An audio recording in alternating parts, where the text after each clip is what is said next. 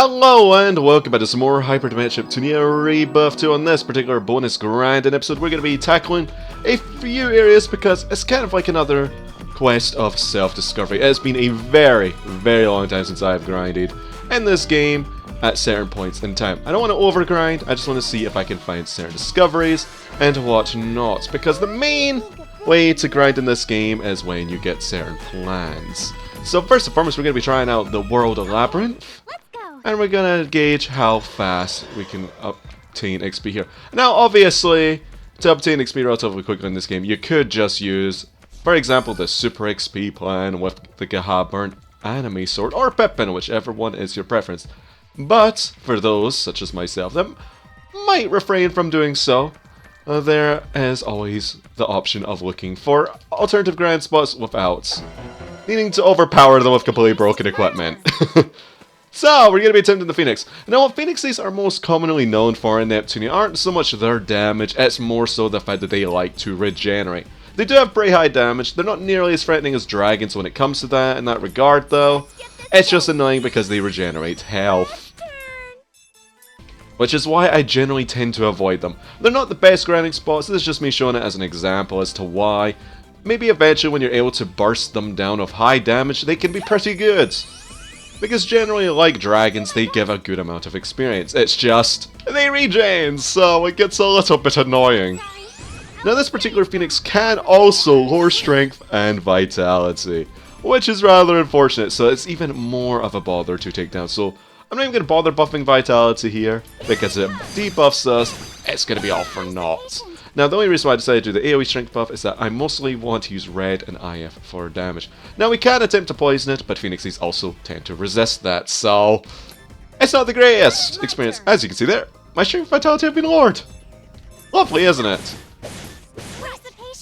Now, we can attempt to poison it. It's not going to end well, though. Maybe we could get lucky, though. See? It resists it. Now, we are also going to use some ancient stuff here. Hopefully, it doesn't use any form of AoE attack, because that would be rather unfortunate. But we want to just go try and break it, and then just use skills from the other two as it goes along. Now I think red's prominently going to be our main attack here as far as skills go. Unfortunately, ancient stuff also costs a lot of SP. But we can get by. We'll also be using the odd Mirage Dance and whatnot. Kappa, of course, will be on main healer duty. As long as she doesn't get bonked, because I would probably assume that the Phoenix would do anywhere between 2,000 to 3,000 damage to Compa. As Compa isn't that sturdy. Anyhow, nice 7,000 from Red. As you can see, this thing is all HP. And I was right, it did about 2,000 damage. Oh lordy. We're just going to move Nepgear a little bit. We're going to use the Mirage Dance. Now this isn't too bad of a thing that happened because we can use the AoE heal. Unfortunately, Nepgear does virtually no damage because the strength debuff. Now thankfully we can, at the very least, out-damage its healing. But for subsequent Phoenixes, if we were to do more than one, I will probably take the easy way out and use the Gaha because it is possible for me to defeat it, it just is a slog. But of course we're going to be exploring other areas as well. Because I just want to know for future reference. Because generally when I've leveled up in Rebirth 2, it has been with experience plans. And it's not really been similar to Rebirth 1 where it's just like, I know these grinding spots. They're very good. You do this until you get to near the end of the game and then you just play the game as normal. And then you'll look the best grinding spot pre-DLC. At least to beat the main story with. Also, this game, I don't really recall any of that. I do recall how some of the enemies function, of course, because the archetypes relatively stay the same. Like how Phoenixes always like to regen. And whatnot. And another Swift Strike. Oh, I kind of want to... we don't have enough for ancient stuff. 2 SP short. My calculations weren't good enough. But oh well. I digress. We'll get through this, we'll get through this. It's just a little bit of a slugfest. If anything, we can still just use mostly power moves. And at least if it gets a guard break, we'll do more damage than it heals. As you can see, we can do about 5,000 damage a turn. It's not the worst, it's not the worst, it's just not the best. Because another main problem of dealing with Phoenixes, as I've also mentioned once before, the party members you get in Rebirth 2 for the most part just lack any high offensive power. Like, the strongest character you're going to have for a while is incidentally going to be Red. And that's simply because she gets better equipment earlier than everybody else, and quite simply has some pretty powerful skills. With Nepgear not lagging too far behind. Like, Nepgear generally will do higher combo damage, eventually outscale her with skill damage, obviously because she's a CPU to HED, but it's just Obviously, we're not doing her much justice right now because she's got strength debuff.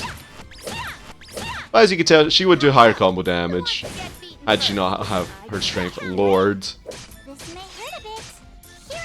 I guess we'll do another Stuff Strike. We can get away with it. We don't really need the strength buff right now.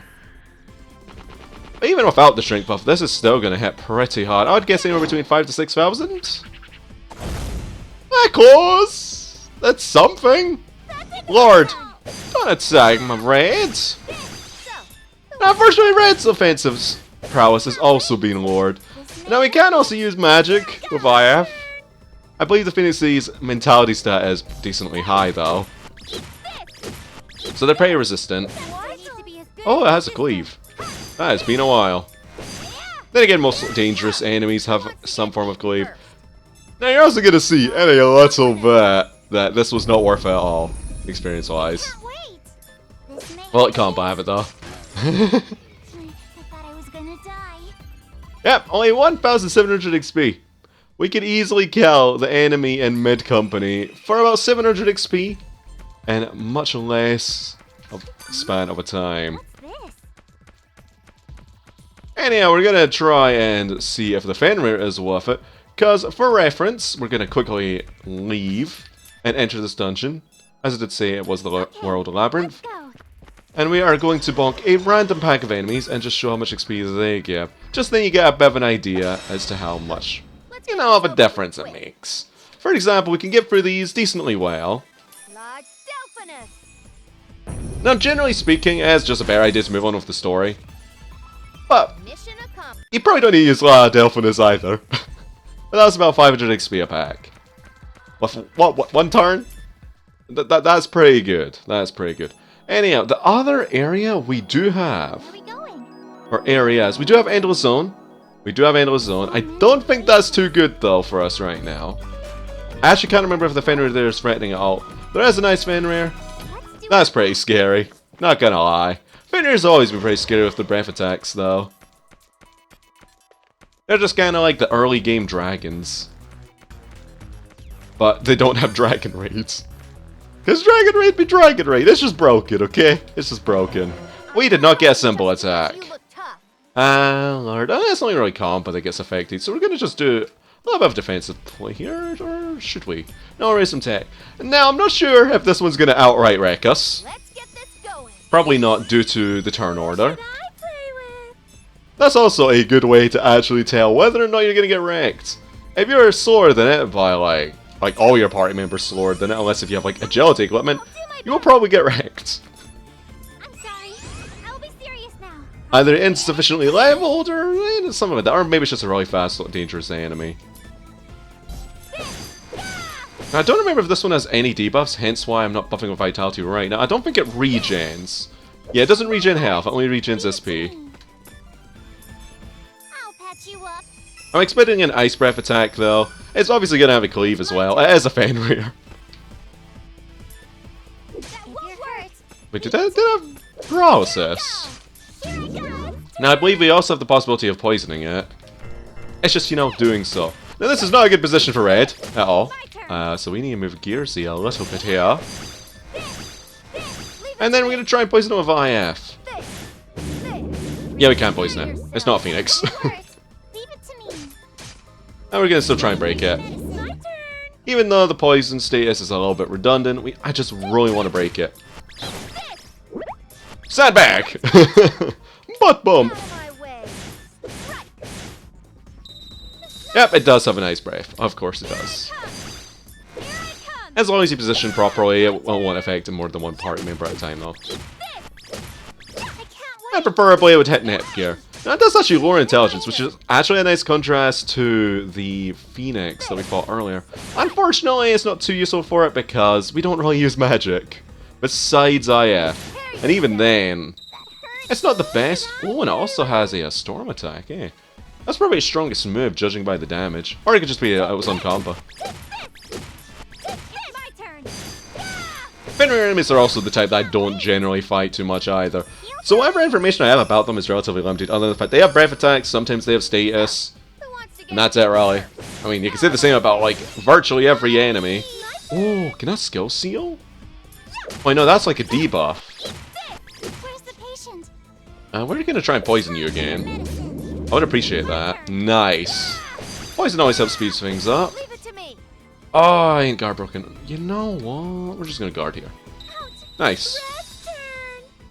Okay, we're gonna guard with red. We're gonna break it with compa. So we can get a lot of damage out of this turn. Okay, it lowers mentality. That's what that thing is. So it is quite literally a contrast to the Phoenix.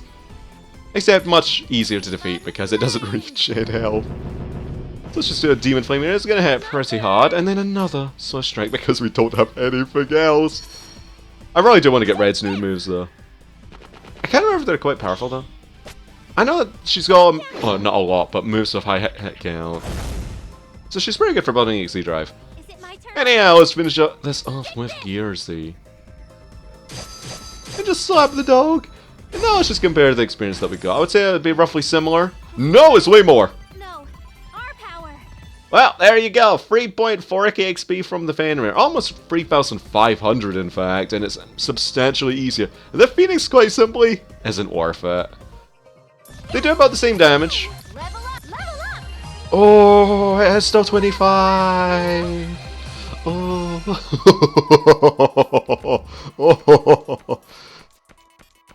One of my favorite EXE drives. I'm fine with this. Anyhow, let us just continue onwards. I believe there will be another Fenrir. Let's try and build up some EXE drive for now because, you know, we've got them. We've got them now. And we actually have all the reason in the world to use Rush. Now let me just see for reference. Does Red have some good Rush moves? They're not cost efficient, but they're there. If they were at least 4 hit, I would be perfectly fine with it. But no, but of course they're not. So, using EXE drive is definitely going to be a common occurrence now for us. Because like Rebirth 1, they are pretty dang useful. Yeah, that is pretty cost efficient. I'm fine with that, it's just I really like it, Venom Mage.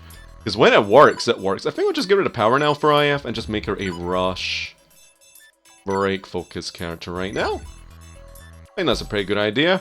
As for compa, do you have any good cost efficient ones? You do. You do. Unfortunately, it's magic though. I mean, she does have higher intelligence and strength, I believe. I could be completely wrong, however.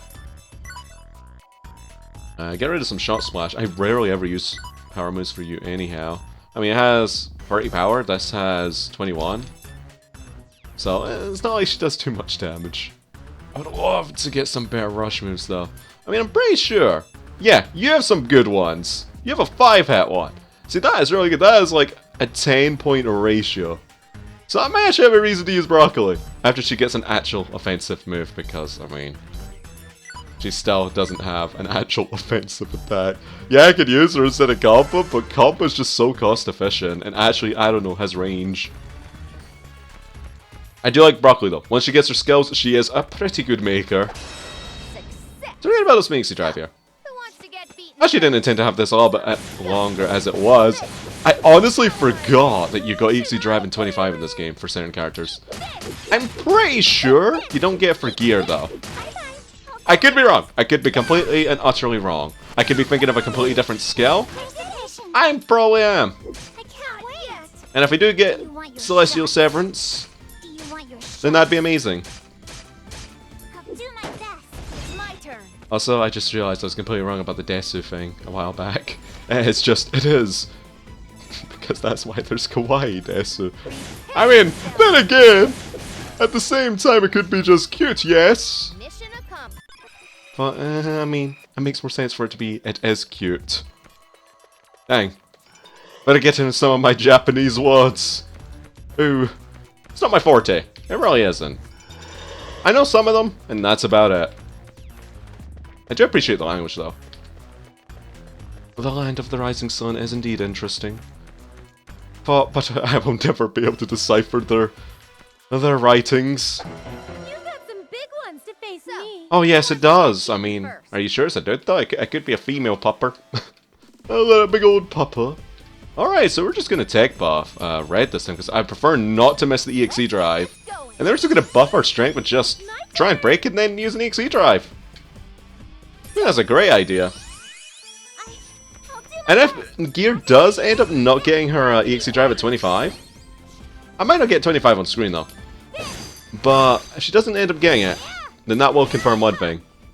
Because I might be remembering it wrong. I know Nisa was like pretty dang good as well. I think Nisa also played very similarly to Red. The only real drastic change there was is Gust and Broccoli. Although I believe Nisa was also faster than Red. Yeah. Out of my way. Hey, poison it, nice. So we really want to break this. We really do, because I really want to see some really high damage, but I don't know if we could break it before. Oh, come on, Red.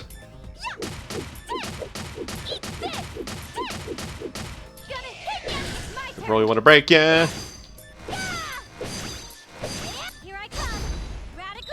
Oh, lordy. That's not too pleasant. Oh, it's my own fault for clumping, though.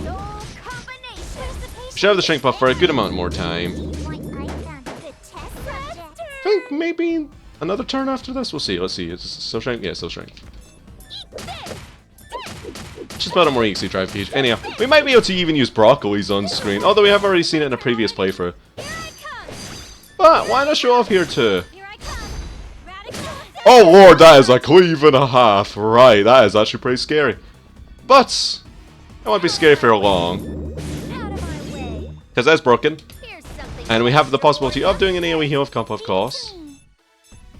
We get those two. I just did S. I mean, if we get cleaved, we're gonna get cleaved anyhow. I'd much prefer cleaved than that ice move. Alright, so let's use Red's EXE drive. Now, this is probably tied with Mage's for my favorite Maker EXE drive. Probably edging out a bit. Anyhow, in this special attack, Red uses all of her weapons to their maximum potential and beats the enemy senseless. Oh, it's so glorious! Here it is. It's absolutely glorious! No need to be shy. We're Beyblade now! Let her rip! Whoa! This'll really hurt. And then the dragon straight out of nowhere. And then Show you my stuff. R-E and Z, Red Emperor Dragon. Let's go! That's so cool, but I didn't finish her off because... Why did I call it a she? I mean, it has some big ones, right? Anyhow, cleave aside. Now, we could have done this probably a bit quicker than trying to focus on maximum potential damage. But I did it pretty hard. I did a massive chunk of health. Here's something extra for you. We're actually going to try and fit in Broccoli's. Because why not, right? I mean, she's there. Hopefully switching doesn't get of her turn. It usually doesn't, but it might. I'll withdraw for a moment. I want to rest more. Anyhow, Makara Beam! Here I go. Makara Beam. Yep, it was a natural beam this time. And it hits pretty dang hard. It's not over yet. But of course! Prepare yourself. Busto! Wait, it's not Busto, what am I talking about? She just floods. I was expecting a Busto. Right, because of the runes. I don't want to fight anymore, you. And there we go, victory animation. And yeah, you're free. You can go back to the bench if you so desire, Broccoli. Alright then, folks. That's 2 grinding spots that we showed off. We got some characters up in level.